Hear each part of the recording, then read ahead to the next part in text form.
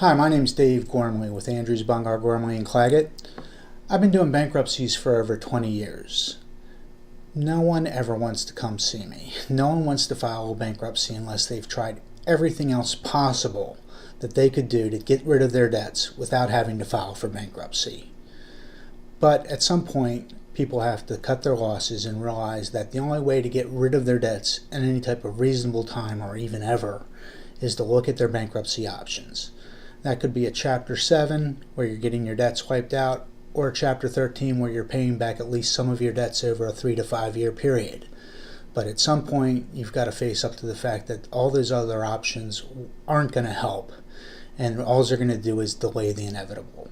In fact, that's something that almost every client ends up expressing to me at some point in the bankruptcy process, is that they wish they had come and seen me a year ago, or at least they'd come to see me before they tried that one last thing that really didn't have any hope of solving their problems.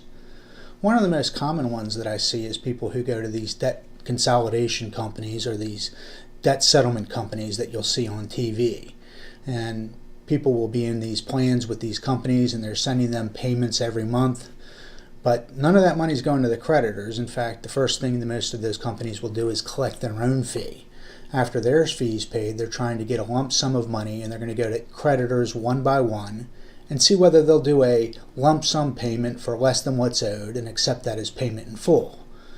Well, sometimes those plans probably work, but I don't see it very often. I suppose I have a bad sample size. If it did work, the person wouldn't come see me, but all too often, somebody comes to see me and they've got lawsuit papers in their hands. One of the creditors got tired of waiting and they filed suit. Now the person's facing a garnishment or freezing of their bank accounts. The other thing is I suppose even when those plans work, I worry about what those people do at tax time. When a creditor accepts payment of less than what is owed, that forgiven debt, the amount that they agree not to come after, has to be reported to the IRS. And that 1099, you've got to include that on your taxes as income, and you can go from having a credit card problem to having a tax problem. So I always worry about how often when people think they've settled everything and they're moving on with their lives, and the next year when they go to do their taxes, it comes back to bite them. One of the other ones that I'll see a lot of times that kind of results in some of the same problems is someone who makes a 401k withdrawal or does a TSP loan. In particular on those 401k withdrawals, when you're taking money out of a retirement plan, you're going to have to report that the next year as income. And on top of that income, there's going to be a penalty in most circumstances for an early withdrawal. I don't know how they figure out how much they tell you you should withhold when you do that type of withdrawal. But inevitably, when I'm doing a bankruptcy petition for someone, if I see that they've got a large tax bill, I'll look down and I'll notice that the reason for it is because they had a 401k withdrawal, and all of a sudden they've gone to a tax problem. The other thing I often see is people do that withdrawal, and unless they've got enough money in there to cover the taxes and pay their creditors in full, they're going to end up in the situation where they've made a big withdrawal, they're going to end up with a tax problem, and all they're doing is getting caught up on their payments. Their payments behind, or maybe they're making minimum payments for a few months, but inevitably they fall behind again, and then they're coming to see me and they've lost those retirement savings. And generally speaking, if they had done a bankruptcy first without having done that withdrawal, they would have been able to keep that retirement money. The other thing I worry about in that circumstance is you've made this big 401k withdrawal, and then all of a sudden when you go to retire years later, are you going to have lost that income and you're going to be falling behind on your bills 20 years from now when you've retired, or 10 years from now? Do you really have enough time to recoup all that money that you withdrawn to have money to live off when you do go to retire? The other thing people will do that also results in a tax problem is they adjust their withholdings. They'll raise the exemptions they're claiming and they'll have a lot more money in their paycheck. And for a few months or maybe even a year, they've kept up on their monthly minimum payments on the credit cards, but that little bit of extra money in the paycheck isn't enough to help them really pay down their debts. So again, all they've done is delayed the inevitable, and they're really not putting a dent in their debts. And then when they go to do their taxes, instead of getting a refund they've owed, because they don't have enough money withheld from their paycheck to cover those income taxes. The other thing people will do sometimes is they've got a car. Maybe it's a lemon, maybe the payment was too big, and they think, well, if I can just get rid of that car, and maybe we're going to make do with one car instead of two cars, and we'll voluntarily surrender that car back to the lender. Well, again, unless that lender has agreed to accept that as payment in full, they're going to treat that just like a repossession. They're going to take the car that you turned into them, they're going to auction it off, and if there's not enough money from that auction to cover what you owe, they're going to come back after you for that deficiency.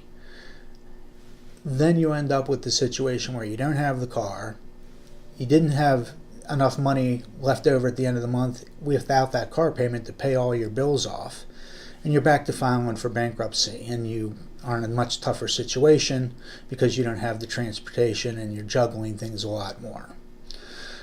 The other thing is even if that does work and the lender agrees to accept the turn in of the car as payment in full, they're going to report some phantom income to the IRS for the amount of debt they've forgiven.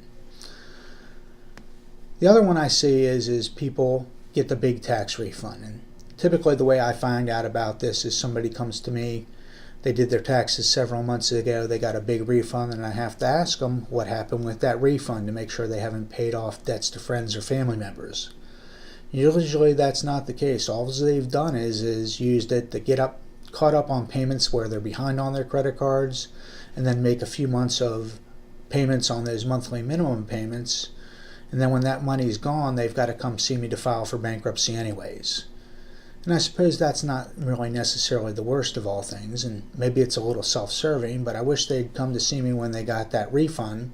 We might have had them keep some of it, and of course they would have been able to pay me a lot quicker, and after that money's gone, they've got to wait a couple months before they can get me paid in full and we can get their case filed. When we file a bankruptcy, there's certain assets you can protect or exempt, and you've got some savings that you're allowed to keep. And if you've got retirement savings, that's one of the big exemptions where, in most circumstances, when you file for bankruptcy, those retirement savings are protected. So that withdrawal one is from your retirement is the one that hurts the most for me, because I look at the fact that this is going to come back to haunt them later in life, and they would have had that money if they hadn't done that. So these are things that I see all too often people try.